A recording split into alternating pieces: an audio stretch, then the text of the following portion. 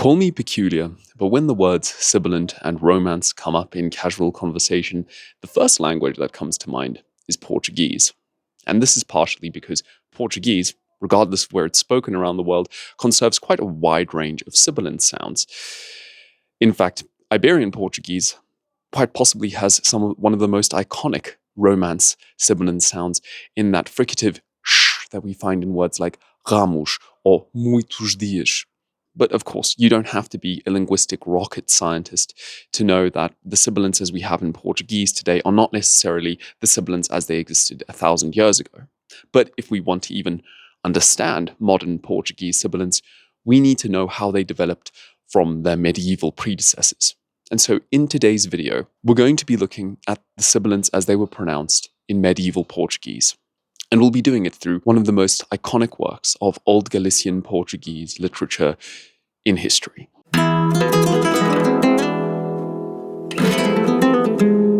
Let's start off with some definition and periodization, as we are wont to here.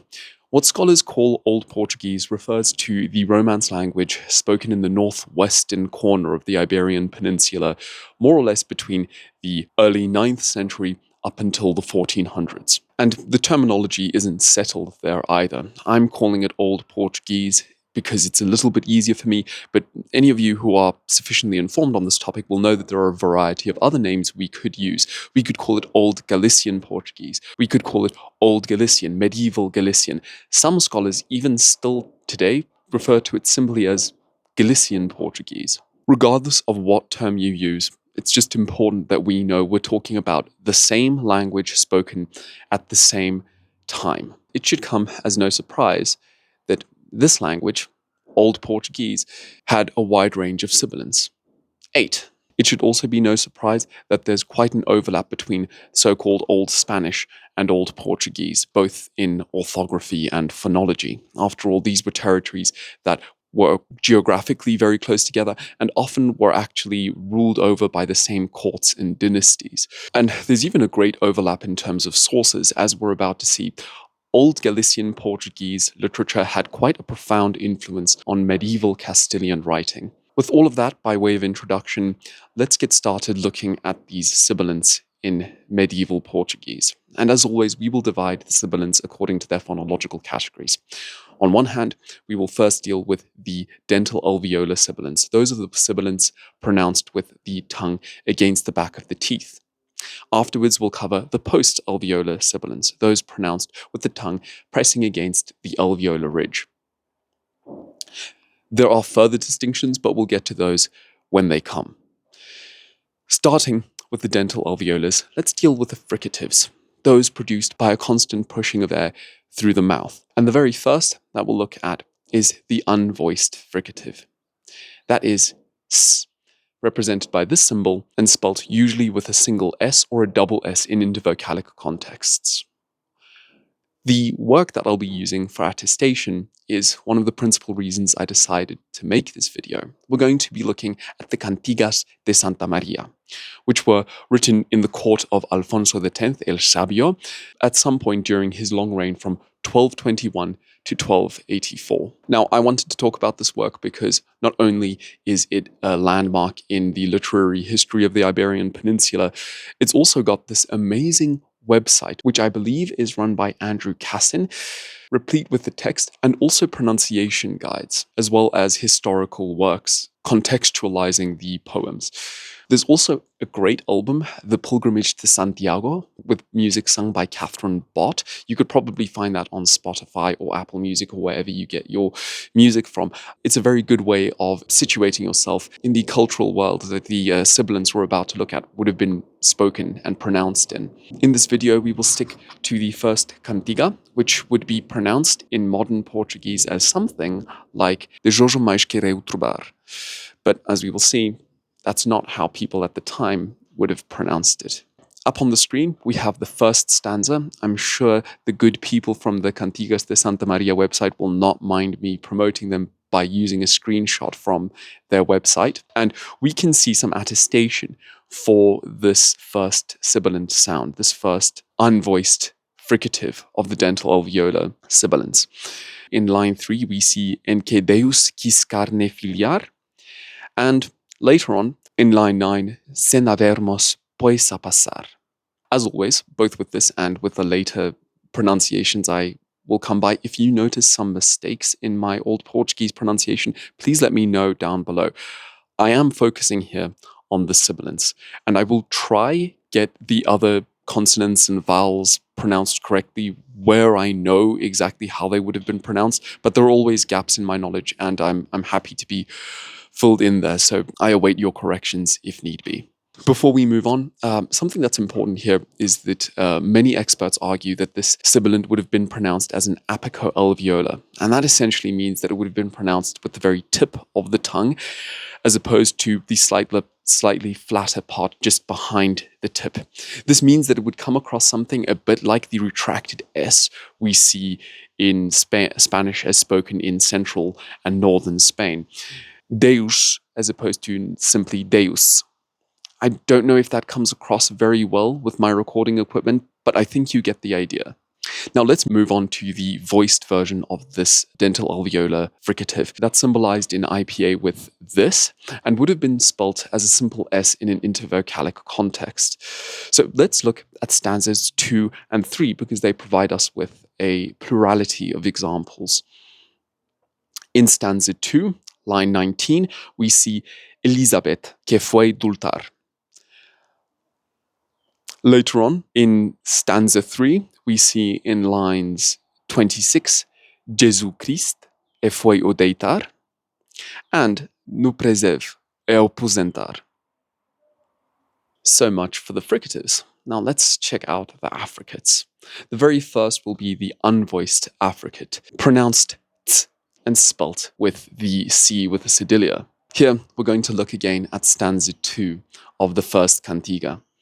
The very first line is E porém quero começar.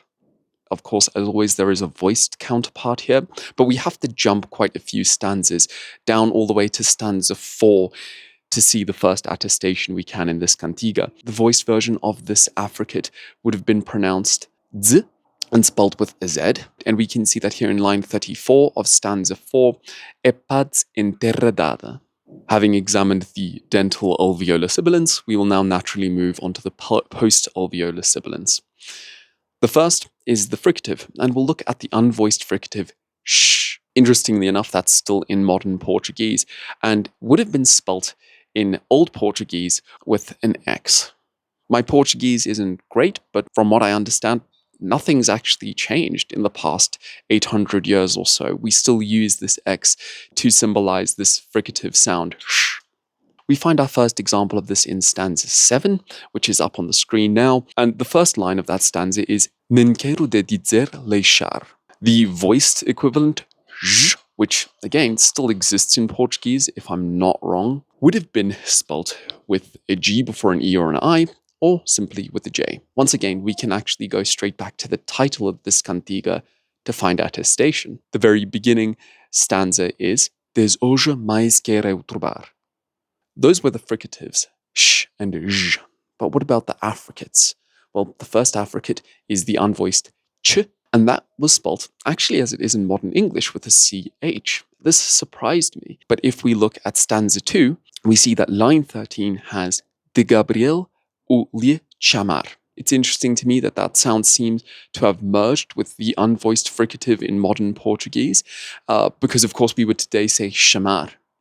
And now we can move on to the voiced counterpart of this post-alveolar fricative, j. It would have been spelled as G before E or I or J.